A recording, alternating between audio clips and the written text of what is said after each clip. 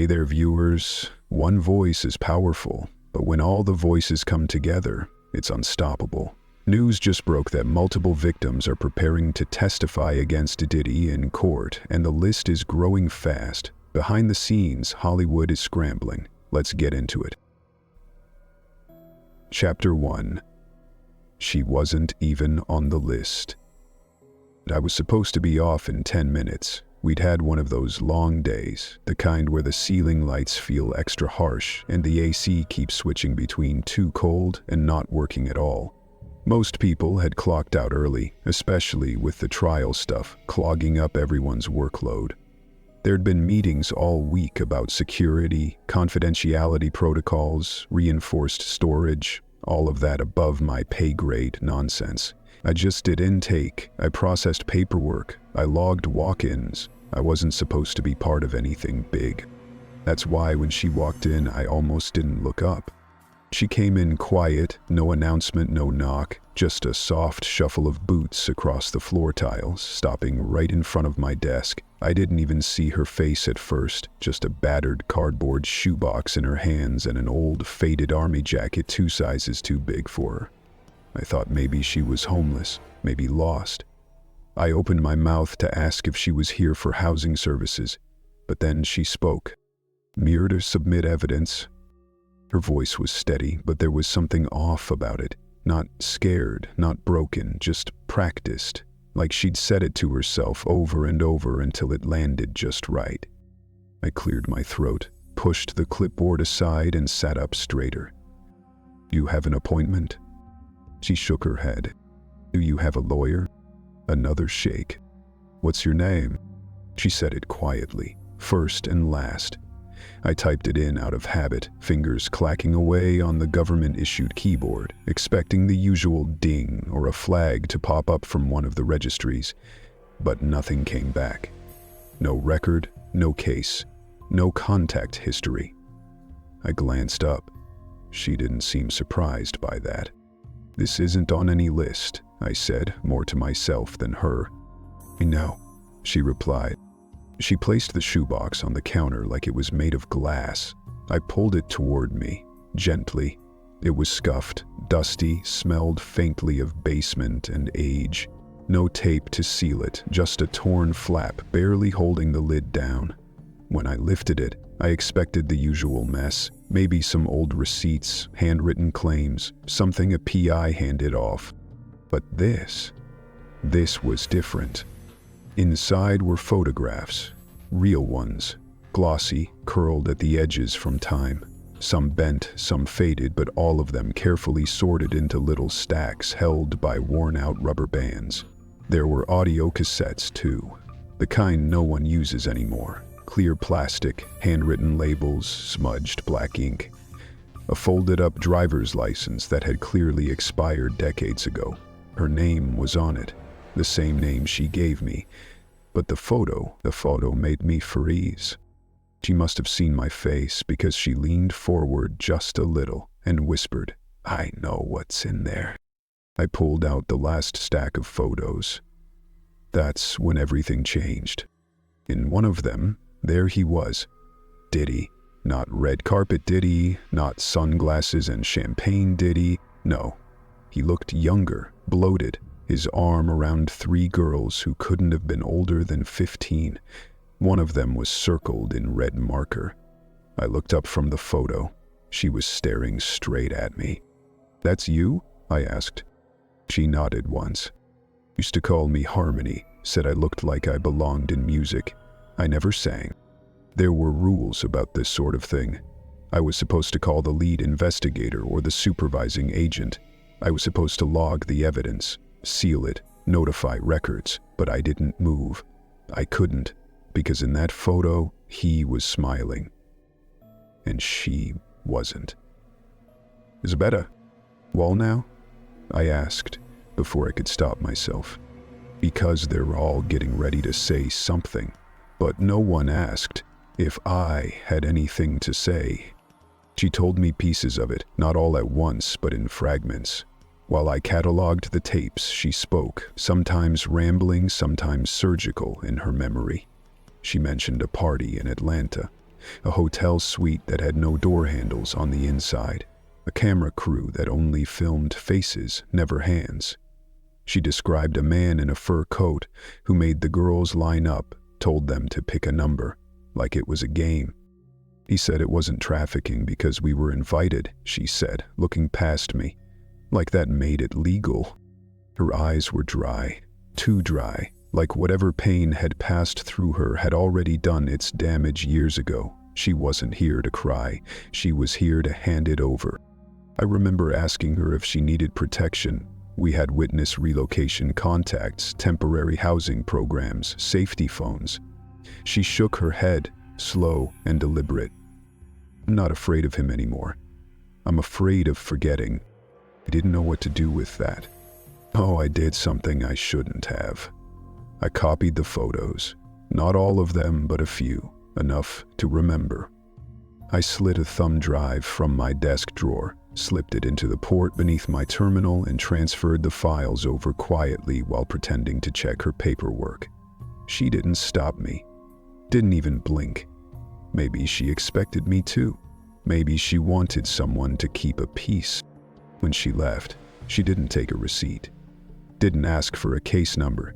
She just placed her palm on top of the box like she was saying goodbye to it and walked out into the dark hallway without looking back. I logged the evidence like I was supposed to, but I didn't submit her name to the master list. I didn't want to risk it disappearing before anyone saw it. That night I couldn't sleep. I kept replaying her voice in my head, the things she said, the way she said them. I kept seeing that photo, his hand on her shoulder, that smirk, that circle in red. I put the thumb drive in my jacket pocket the next morning, not because I planned to leak anything, just because I didn't want it sitting in my desk drawer where someone else might find it and bury it. Over the next few weeks, the office got louder. Buzz around the case grew. The name list kept changing. Lawyers came in and out like revolving doors. But her name still wasn't on anything. I checked every day, quietly. It never appeared. Then one Monday morning, she showed up on the news. Not as a witness, not even as a name. Just as unidentified woman found dead behind storage facility off Route 6. They didn't even show her face. I called the number she'd written on the back of one of the photos. Disconnected. I checked the thumb drive. Still intact. Still real. I opened the folder with the copied images and stared at the last one she'd placed in the box. It was the same photo. Him and the girls. Her, circled in red. But now, when I looked at it, it didn't feel like a memory. It felt like a warning. I don't know what to do with it now. It's still in my pocket. Every time I try to hand it over, I hesitate. Every time I consider deleting it, I stop. Because I don't think she walked in that day hoping the system would protect her. She came so that someone would remember her. And if they won't log her name, maybe I will. Chapter 2. The Friday Briefing. They don't usually let me into the 6th floor boardroom. That's reserved for the real strategists, the ones with initials after their names and assistants of their own. But that Friday, everything felt different. Something in the air. The way people walked, talked, avoided eye contact. The partners had been pulling late nights all week, locking themselves behind glass doors, whispering about containment protocols and firewall, like we were prepping for cyber warfare instead of a media storm. And Claire, one of the mid-level account managers, tapped on my desk and said, "You're coming upstairs with me." I didn't argue. I grabbed my iPad and followed her up the elevator, heart thudding in my chest for reasons I couldn't name yet. The boardroom was already full. No windows, phones placed in a lead-lined lockbox by the door, no laptops, just a long table with filtered water, expensive pens, and 12 people who looked like they hadn't slept in days. I knew most of their names. Some I only recognized from the internal hierarchy chart I wasn't technically allowed to access. They didn't look up as I walked in. No one smiled. No small talk. just thick silence as the managing director, Geraldine, clicked the door shut and drew the blackout blinds. "You're logging," Claire whispered, sliding into the chair beside me. "Just keep your mouth shut." He opened the notes app and got ready to type. Geraldine started with numbers, not the usual ratings or social metrics. No, this was a list of countdowns. "-4 days until opening statement," she said. 7 days until sealed witness names become discoverable, 17 NDAs already under legal threat, and 2 clients in direct connection to Combs have requested full deniability strategy options. She paused there, looked at every face in the room. No one flinched. Then she clicked a remote, and the flat screen on the wall lit up. There, mapped out in neat red and black lines, was a tree. Not a real one. A diagram. Circles with names inside, branching off into more names, some crossed out, others circled. In the center, Shion Combs. But what caught my eye wasn't his name. It was the name just one layer beneath, connected by 3 bold lines highlighted in yellow. I recognized it immediately. It was one of our clients, not just a rapper, not just a producer, a supposed philanthropist. A man who'd done speeches at charity galas and children's foundations. A man whose commercials still aired during primetime family shows.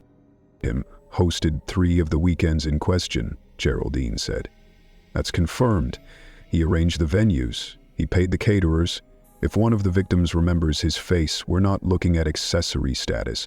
We're looking at co-conspiracy. Someone coughed. Someone else wrote something down on a notepad without lifting their head. "Will his name be dropped in court?" someone asked from the far end. "Almost definitely," Geraldine said, "which is why we are implementing full-phase blackout response protocol." That's when the words started flying. Do we scrub the footage? What about the interviews from '09? Who's got the backup drives? There's still a reel from the Bahamas trip floating around. One of the dancers posted a teaser years ago. Delete the original.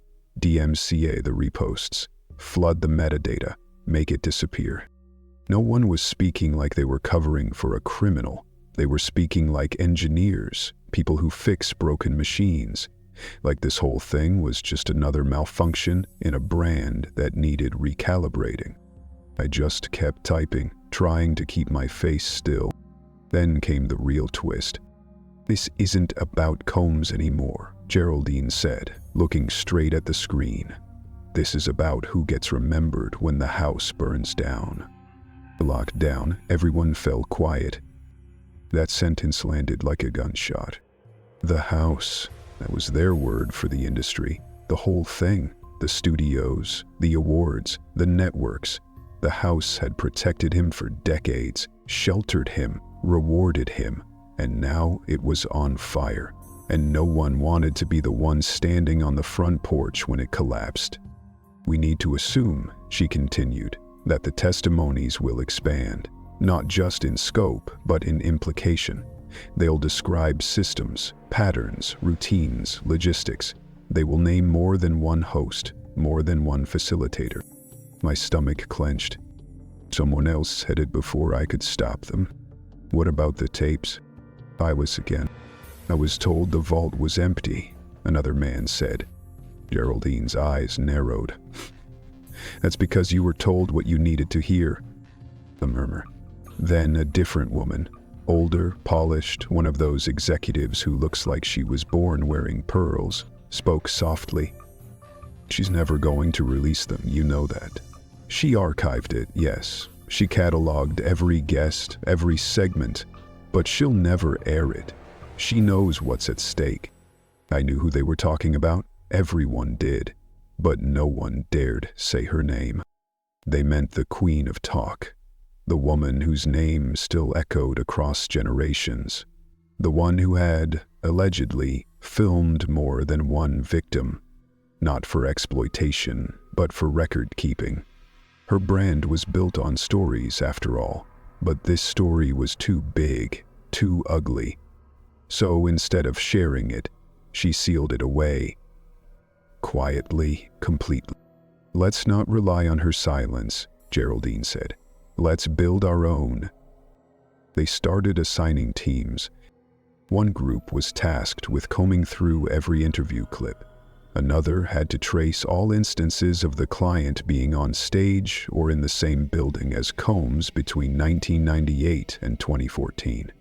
A third group was ordered to draft public statements, pre-written for every possible scenario, from a direct name drop to leaked footage. Then Clear nudged my hand under the table. She tilted her iPad toward me. She wasn't supposed to show me anything, but she did anyway. It was a PDF labeled Key Figures Namely. Dominique said, "Major change." I scrolled.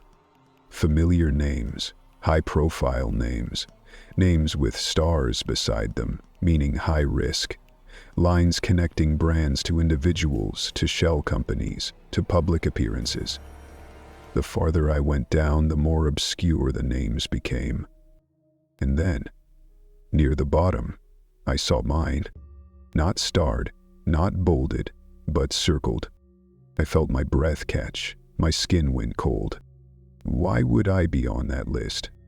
I've only been working here 2 years. I never attended those events, never even met the man. I wasn't a publicist. I wasn't legal. But then I remembered I'd been on a client support team 2 years ago, helped coordinate a last-minute appearance for that same philanthropist at a fundraiser. I'd been the one to confirm the travel arrangements, sent the driver details, the location, the guest list. I'd touched it, even if I didn't know what I was touching.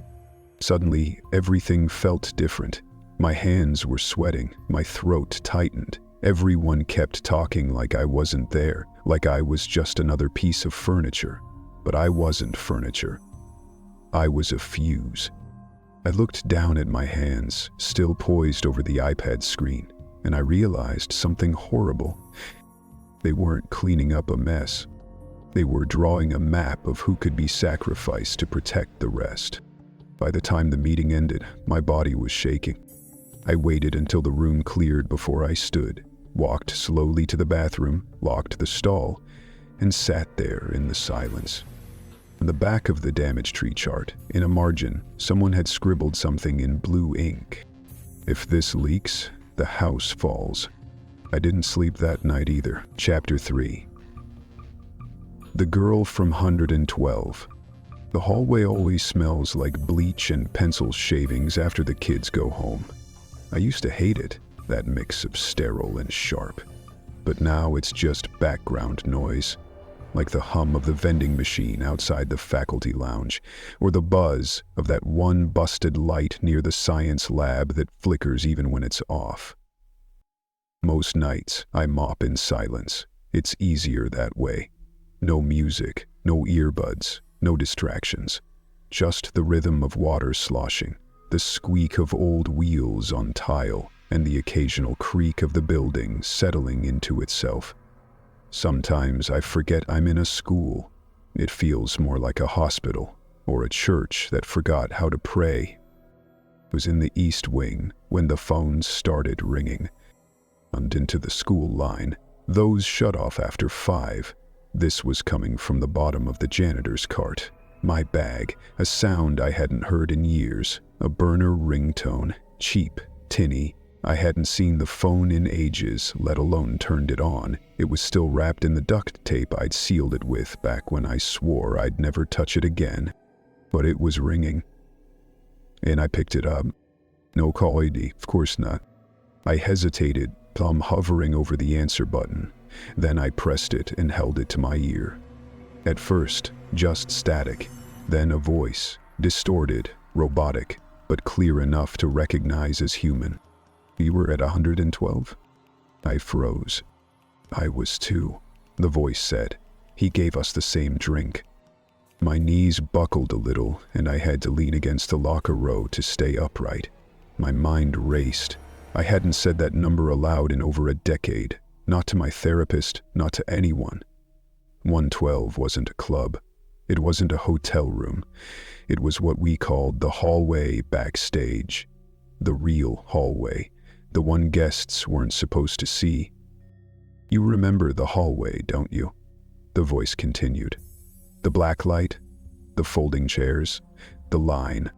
I dropped to the floor, mop clattering behind me. My throat felt tight. No one ever believed me, I said. I hadn't meant to speak, but the words came out anyway. A whisper, a wound. I did, the voice said. I still do. Then silence. A few seconds passed. I thought the call had ended. I stared at the cracked ceiling tiles, heart pounding in my chest. Then one last message. You're testifying. Not for court, for us. Click. The line went dead. Sat there for what felt like an hour, could have been minutes. The school felt colder than usual, the air thicker. Like the walls were listening. I knew exactly where I had to go next. The boiler room hadn't been used in years. The school switched to central heating 3 winters back, and now it was just a storage dump. Old chairs, broken science equipment, stuff no one bothered to inventory. I unlocked the rusted door and stepped inside, the scent of iron and dust hitting me like a memory. There was a shelf in the corner, behind it a crawl space. I reached into the dark and pulled out the old shoebox. I hadn't touched it since I'd started working here.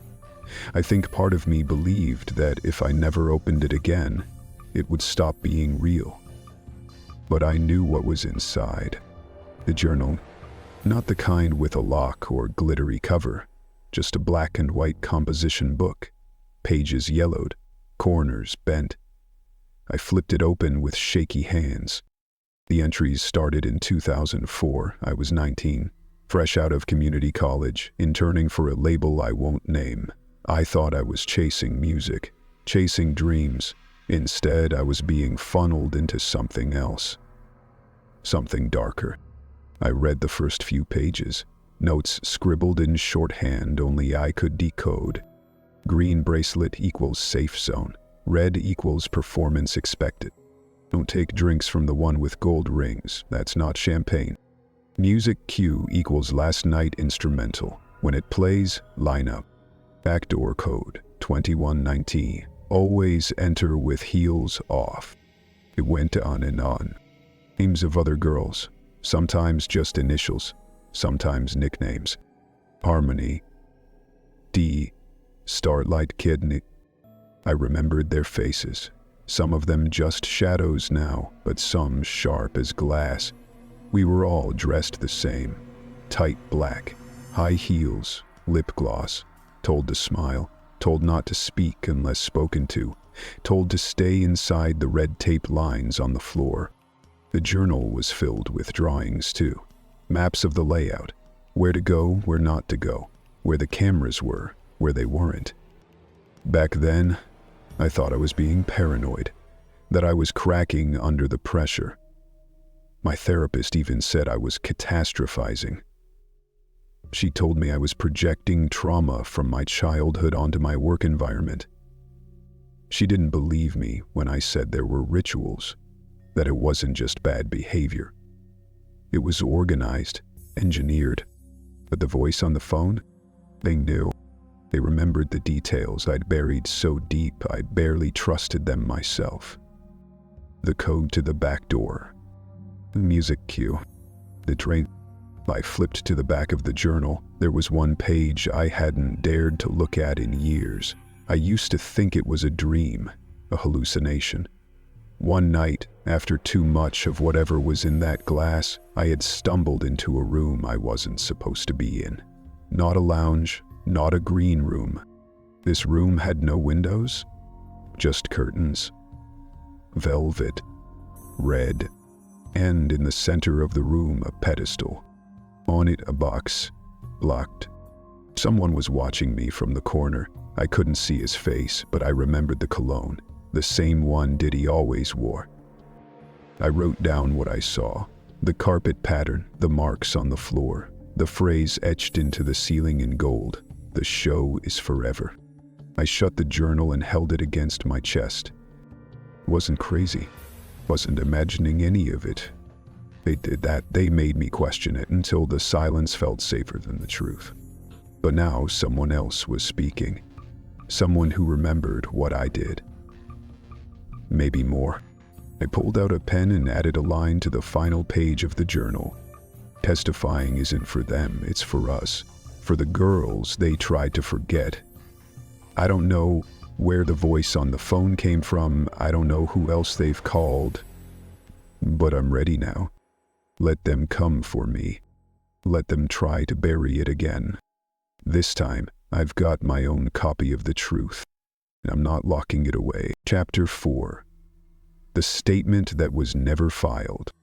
The records room isn't what people think. It's not a polished archive with glass doors and labeled shelves. It's damp concrete, metal cabinets that squeal when you open them, and fluorescent lights that take 3 seconds too long to flicker on.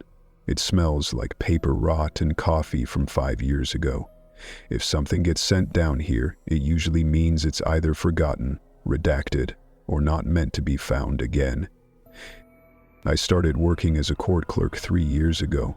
Nobody trains you for the stuff they don't want logged. They just hand you a badge, give you a clipboard, and tell you what floor not to talk about.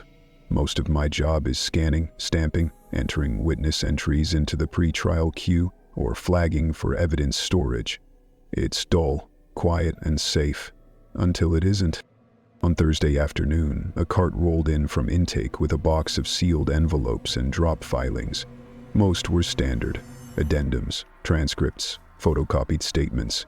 Then I saw one I'd never seen before. White envelope, heavier than the rest, across the front. Do not log, witness code 4 alpha. No initials, no return name, no barcode. Is not protocol. Every document gets tagged, even the redacted ones. This was deliberately left outside the system. No signature, no record. Like it was trying to be forgotten before it was even remembered. I shouldn't have opened it, I know that, but sometimes your gut knows more than the rules do. Inside, just one sheet of paper, handwritten. The ink was smudged like someone had been crying while writing it, or shaking. At the top, in block letters. Tranquil voice note, unverified. I started reading. It was 2006, summer. I was invited to a private party. Said it was in the hills near Laurel Canyon. They sent a car. Said no plus ones. I slowed down.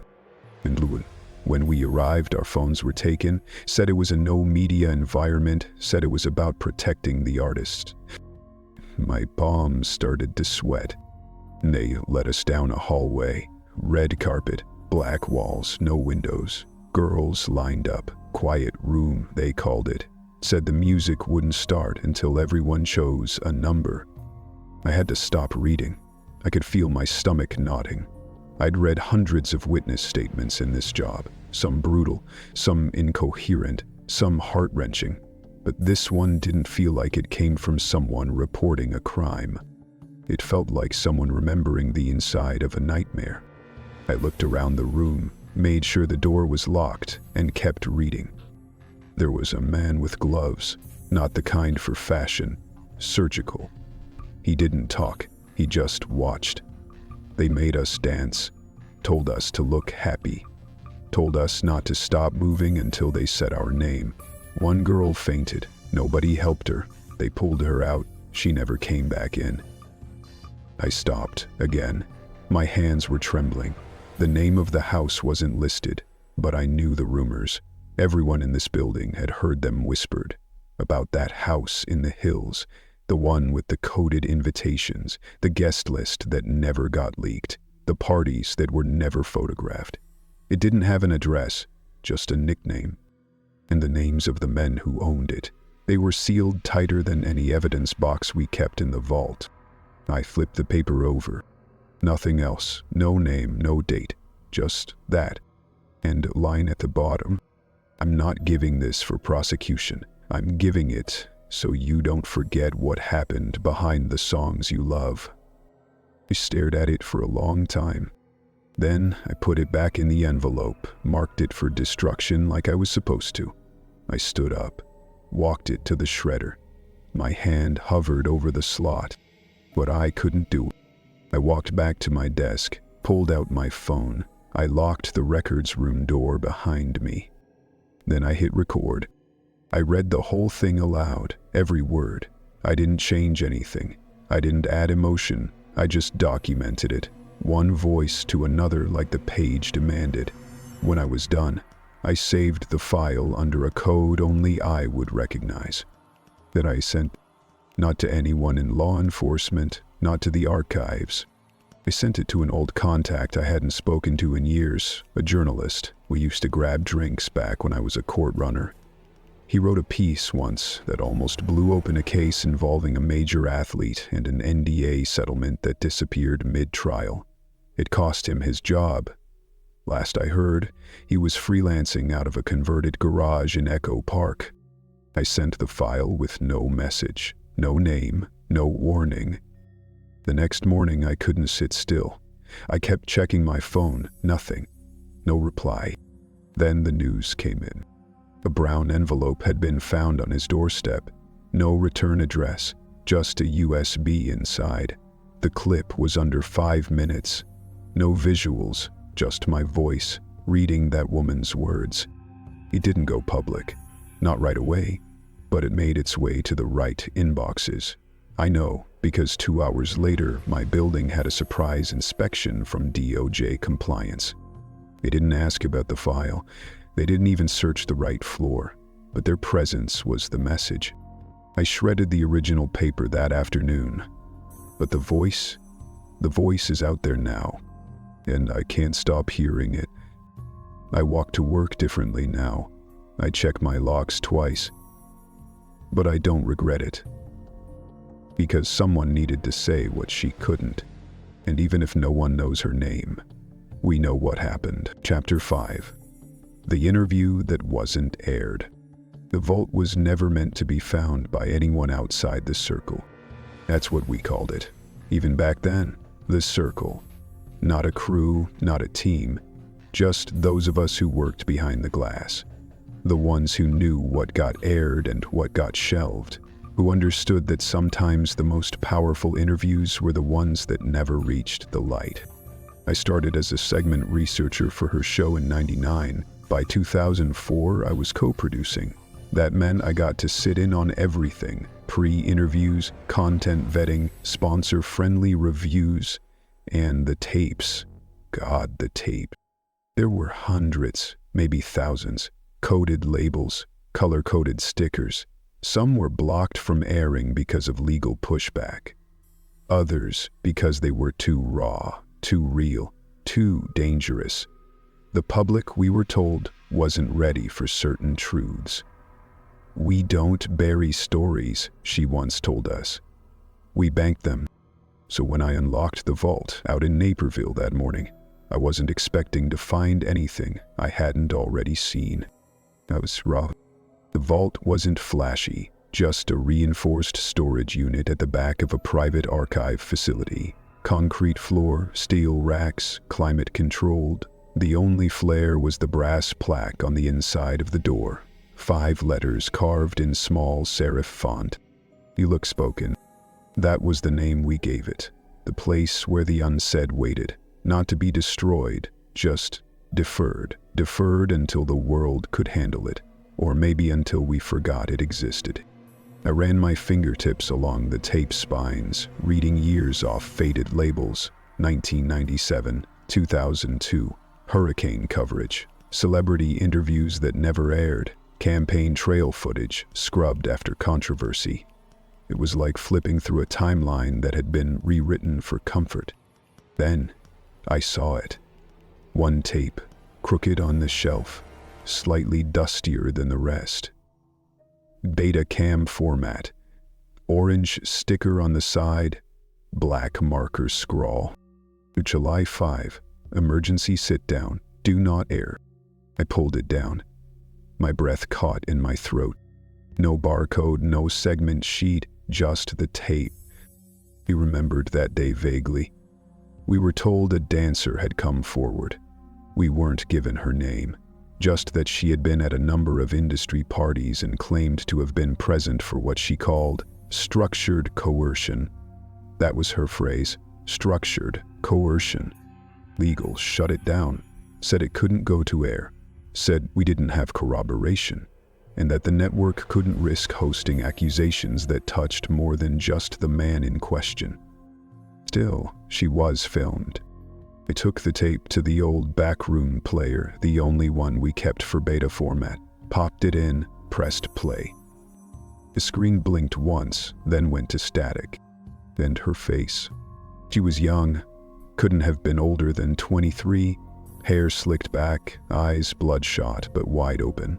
She was holding a tissue, but not using it, just clutching it like a life preserver. I didn't think anyone would believe me, she said to someone off screen. Her voice cracked, but didn't break. But she told me to come, she said. We don't air everything, but we keep it. That line hit me in the chest. I knew she was talking about her, the woman we worked for, the one who built empires off truth-telling, but also decided which truths got a platform. The dancer continued, explaining how she was flown out for promotional appearances, told she'd be in a music video, but she never got a script, never got direction, just parties, people, doors that locked behind her. She described the grooming corridor. That was the phrase she used. A hallway in a house in the Bahamas. Tiled floor. Candles along the walls. Like someone was trying to make it spiritual. She said girls were told to walk it barefoot, slowly, before being blessed for the night. She laughed when she said it, but it wasn't funny. And the blessing, she said, was just him watching. That was the whole thing. Watching. I felt sick. She mentioned the gloves, the music that never had lyrics, the phrase whispered into her ear, "If you don't smile, he won't pick you again." She said she smiled until her face ached. Then the screen flickered. She leaned forward.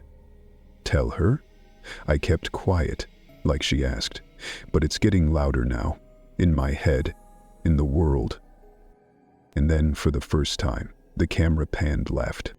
She was in the room, sitting just out of frame, our boss, our icon, the mogul. He calmly careful, cut through the silence like a piano chord. "If he falls, this all falls," she said, "and they're not ready for that yet." Then the screen went black. I ejected the tape. My hands were shaking. I should have logged it, tagged it, noted the contents for the internal archive system. Instead, I put it back in the case, walked it to the vault shelf, locked it behind the steel door again. But something's changed. Last week, when I came to check on the inventory, the keypad had fresh smudges, not mine. The shelf where the tape sat had been disturbed, just slightly, but enough. And 2 nights ago, when I drove by the facility at midnight, don't ask me why, I saw a car parked across the street, headlights off, engine running, a shape in the driver's seat that didn't move for 20 minutes. They know. Someone already knows the vault exists. And I don't think they're trying to protect it. I think they're waiting, watching, because maybe they know that we don't just keep tapes in that vault. We keep the truth, and the truth is louder than it's ever been. Chapter 6. We said no. I don't know her well, not really, just her first name and the sound of her breathing when the nightmares hit. We were placed together in this safe house because someone at the Justice Department thought it made sense. 2 survivors, similar backgrounds, same courtroom docket. They figured we'd process better if we weren't alone. That's the word they used, process, like we're data packets being queued through some pipeline, like the things that happen to us can be measured, categorized, and filed. Her name is Reye. She makes her tea with too much sugar, always 3 heaping teaspoons, drinks it slowly like it's medicine. She doesn't want to work too fast. She hums sometimes, low, off-key, but it settles the room. Her voice is raspy, like someone who smoked for years or screamed for too long in a soundproof room. She never said which. I met her last week, the morning we signed the affidavits. We sat in separate rooms, gave our stories to different agents, but afterward, when they brought us into the holding area to wait for transport, we locked eyes. She nodded. I nodded back. That was enough. Tonight's our last night here. The agents are downstairs making late calls, coordinating security. Tomorrow we testify. They said it'll be protected, whatever that means. Closed courtroom, no cross-examination, no media, just a judge, a legal recorder, and someone in the back who decides which stories matter. I'm sitting on the edge of the couch, flipping through my old notebook, the one I brought with me even though I told them I didn't have any written records. It's full of fragments, lyrics, phrases I remember him saying. Keep the cameras low, smile, sell the lie. You're not being touched, you're being filmed. I don't know why I wrote them down. Maybe I thought one day I'd need them to remind myself it really happened. Ray's pacing now, barefoot, wrapped in one of the agency-issued robes. Her arms are crossed under the cotton like she's trying to keep herself together. She stops at the window, peers through the blinds. There's no view, just the motel sign flickering across the parking lot.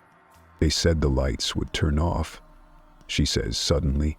Her voice is thin, like it's been hiding behind her teeth all night. That's what they promised. After the music stopped, they look up, but they didn't. She continues. They never turned off. That's what made it worse. Just constant light, like we weren't allowed to disappear. I closed the notebook and set it aside. You had lights too? I ask. Raya turns slowly. Her face is pale in the yellow room glow. They were everywhere. Floor lights, ceiling lights, even under the beds. Said it made the footage look cleaner. Said shadows were bad for editing. She walks over, sits down across from me. Her eyes don't meet mine. She's somewhere else, 1,000 miles away, trapped in that mansion or studio or whatever they called it. Then she lifts her robe and pulls it aside slightly. There, just above her thigh, is a small tattoo. Yeah, barcode. It's faded, slightly warped with age and movement, but unmistakable. Said it was a joke. She whispers. Said it was part of a bit for a reality show that never aired. Said we were all going to be stars. I stare at it. My skin goes cold. I've seen it before. Another girl had one just like it, back in the compound. Hers was on her shoulder blade. She cried when they made her show it off to the guests. She said it was a branding. Said they scanned it once with an app and it pulled up a song file, a demo track she never recorded. I don't tell Ray that. She's already haunted enough. Instead, I ask the question I've been afraid to say out loud all night. What if they don't listen tomorrow? She laughs, bitter and small. Oh, they'll listen, they just won't write it down. The silence sits heavy between us, the hum of the refrigerator, the buzz of the overhead light. I hear her breathing, slow and shallow. The maid told me I wouldn't have to speak, she says. That they'd read the transcript for me, that I just have to nod. Same. We fall quiet again. Then I speak. If I freeze tomorrow, when he still walks away, she looks up sharply. If I freeze, I repeat, will you say it for me? She nods. You too? I nod back. There's a pause. Then she reaches out her hand. I take it. Yet, it's more steady. We're not here to bury him, she says. We're here to burn what made him. I squeeze her hand tighter. Outside, a car door slams. We both jump. Ray drops my hand, walks to the window, peeks out. It's just the night team, she says. Patrol rotation. But she doesn't sound sure. The agents told us this location isn't public. No records. No hotel registry. Fake names on everything. Still, I haven't slept more than 3 hours a night since we got here. Every knock feels like the past coming back for a second round. Ray turns away from the window and heads to the sink, fills the kettle, starts making more tea. Hear the water boiling, the click of the electric stove. We don't speak. I think about the barcode, the lights, the music. There was a loop in one of the rooms where I was held, a 15-second beat that never stopped, played for hours. Girls would dance until they collapsed. I remember lying on the floor once, heart racing, legs numb, pretending to be unconscious so they'd leave me alone. They didn't. The music just kept playing, like it was waiting for me to get up and resume the lie. I wrote about that night too. Tomorrow, I'm going to read that entry. Or Raywell. Someone old. Because if we don't say it, if we don't put it into the air, it'll stay inside us forever. That's what he wanted. That's what they all wanted. Silence. We said no. Chapter 7.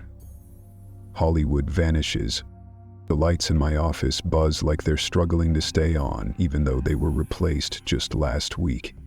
Maybe it's the building, or the energy in the room, or maybe it's me. Sleepless, again, hunched over 4 screens, each one playing something I wasn't supposed to see. I've been working for the Bureau's Media Analysis Division for 6 years. Most of the time, my job's boring. Surveillance audits, metadata trails, celebrity leak reviews, court HEMA compliance checks. But ever since this case reopened, since the witness list multiplied overnight, it hasn't been boring. It's been something else entirely. I wasn't cleared to see this footage, but I was told to prepare for recommendations, which is code for watch it, report quietly, do not blink. The first clip is from the Atlanta raid, file code GNSR 112 through 23. The camera pans through a penthouse suite, clean, staged, lifeless, until the 3rd bedroom. The door opens to a room with no windows, just walls covered in blackout drapes, 2 mattresses, no bed frames, a ceiling fan without blades. In one corner, a vanity with no mirror, just a camera where the reflection should be. There's a chair facing the camera, nothing on it, but the impression of someone having sat there for hours is etched in the cushion. Deep and permanent. Or calm down hallway. The audio is scrambled. I run a filter. I hear breathing. Long, slow, mechanical. Not quite human.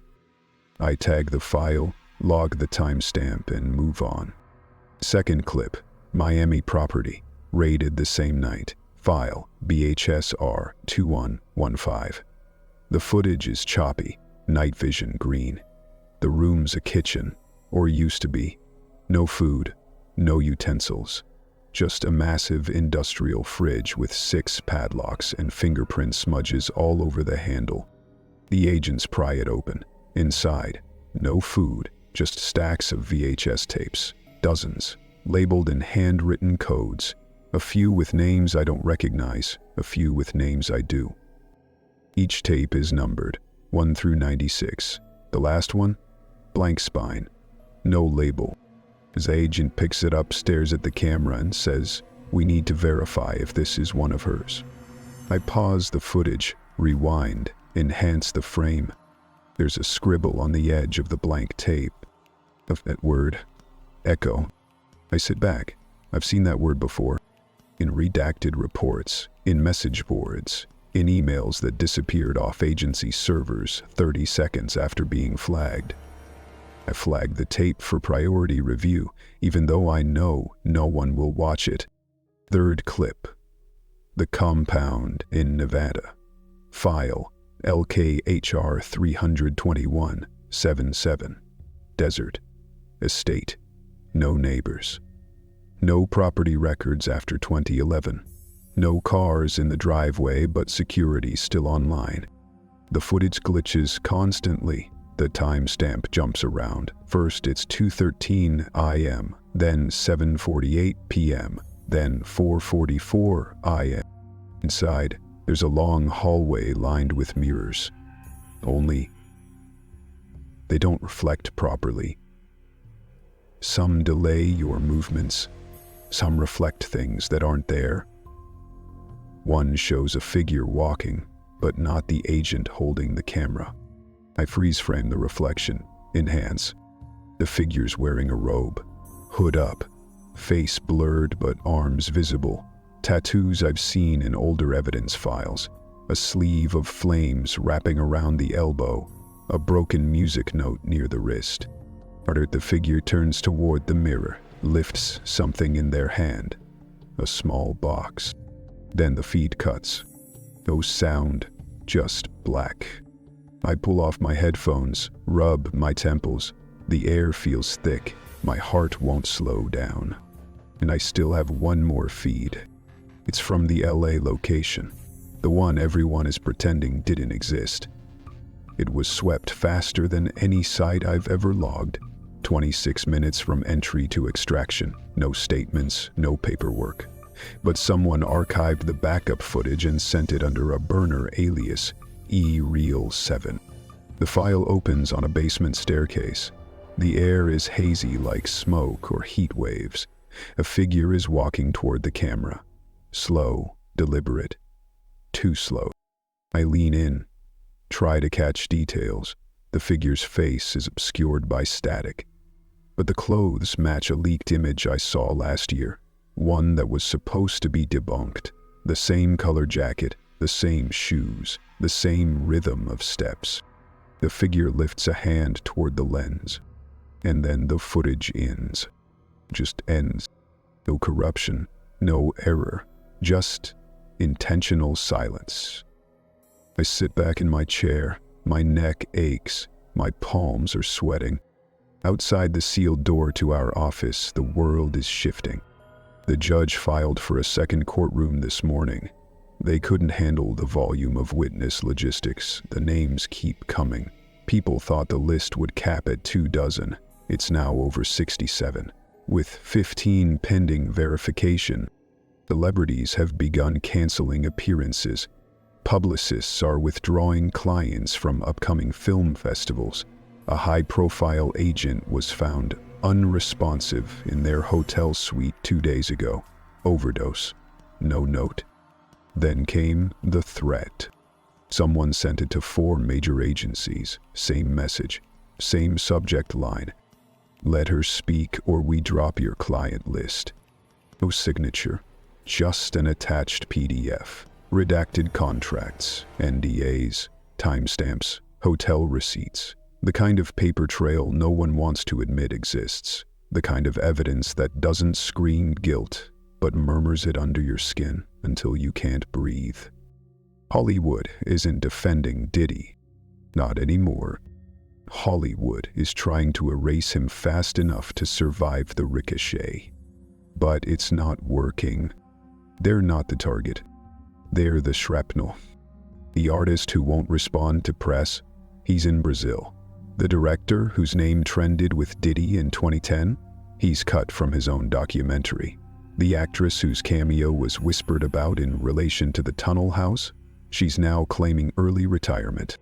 My inbox is filling with pull requests, studio contracts being shredded digitally, sponsorships backing out, and every time a name drops from a lineup, another witness steps forward. I close the media files, delete the tip folders, burn the cache. Then I open my final report. I'm not allowed to editorialize, just summarize. But at the end of the document, under the section titled Institutional Implications, I type one line. This isn't a case. This is a collapse. Then I hit send. And I wait. Chapter 8. They're still coming. The motel's carpet was damp when I stepped in. Not wet, exactly. Just that permanent kind of damp you find in places where the walls don't hold heat right. The kind of place that used to be full during summers, before the bypass stole the traffic and left only ghosts and night owls to check in. Room 6. I paid in cash, used a name I hadn't used in years. I told the woman behind the counter I was a writer, working on a travel piece. She didn't ask questions, just handed me the key and went back to her cigarette. I chose this place because no one would find me here, but someone did. It's been 4 months, since the courtroom door first opened and the first girl, no, the first woman, stood up and spoke her piece. It only took 26 minutes, her testimony, but it stretched time, bent the room. After that, it was like the dam cracked. Dozens more, some spoke through tears, some didn't cry at all, some just passed over folded notes like confessions meant for a church that never existed. I didn't think they'd keep coming, but they did. They still are. There's a knock at the door. Soft, 2 raps, then silence. I open it slowly. She's young, or she was. Her face is 30, maybe, but her eyes have known 50 years of damage. She doesn't flinch when I meet her gaze. Too many people saying things they can't do. She said, "Who?" I ask. She steps past me, into the room, her boots tracking road dust across the linoleum floor. She doesn't answer, just shrugs off her coat and sits on the edge of the bed. I close the door, pull out the recorder, hit the button. There's a long pause. Then she begins. "I was 14 when it happened," she says. "Now I'm 29, and I've been trying to forget for every year in between. I don't ask questions, I've learned not to." And she continued. "It was a hotel, not one with a name, just numbers. 4827. That's what the key card said. They said we were there for a dance audition, said there'd be producers, casting agents, that if I smiled the right way, someone might discover me." She looked down at her hands. "Wasn't discovered, I was filed." A long silence. Then she speaks again. "There was a man in a fur coat, white, too warm for the room, but he wore it anyway. He didn't talk much, just nodded. Girls were led in, one at a time. Music was playing in the background, except it wasn't music. It was a song, one I recognized, but it was reversed, played backward, like a joke only they were in on." I stare at her. My fingers twitch near the recorder. She nods at it. "It's okay. Let her run." There was a woman with a clipboard. She had names, photos. Mine was already there. I didn't give it to her, but she had it. She glances at the door. "You think we came forward on our own?" But we didn't, not really. Something's pulling us now, drawing us out. We're not getting braver. We're getting louder. It's like once one of us said it, the rest of us remembered how. He wipes at her cheek. No tears. There was a mirror in the room, but it didn't show me, only the camera. That's how I knew it wasn't about watching us. It was about recording us, preserving it, like a trophy no one was allowed to touch. She stops talking, just sits there, breathing through her nose, slow and shallow. We finally speak. "Do you want me to publish this?" He shakes her head. "Not yet. Not me, but there are more." She stands, walks to the window, pulls the curtain back 2 inches. "3 cars out there?" she says. I don't need to look, I believe her. They came too, not all to talk, some just to be near it, near the moment it starts again. "Starts what?" I ask. "The burning," she says, "the end of pretending it didn't happen." She grabs her coat, heads to the door. "You won't see me again," she says, "but you'll hear more of us. You'll keep hearing." I don't stop her. When she leaves, I sit on the bed and look at the recorder. The red light blinks. Still recording. I lie outside, the wind picking up. It whistles against the cheap siding of the building. Somewhere down the road, a dog barks once and goes silent. I think of the courtrooms, the hallways, the names scratched off lists and added again. I think of the tapes no one aired, the testimonies archived like they were old newsreels. I think of the houses with red-lit corridors and hidden rooms and reverse songs on loop. I think of how many people knew, not just Diddy. All of them. and how they're still trying to act surprised. The silence isn't gone, but it's cracking. I pick up the recorder. I rewind the tape. I press play. Oh, she wasn't the first, and he wasn't the final echo. He was just the first one loud enough to hear.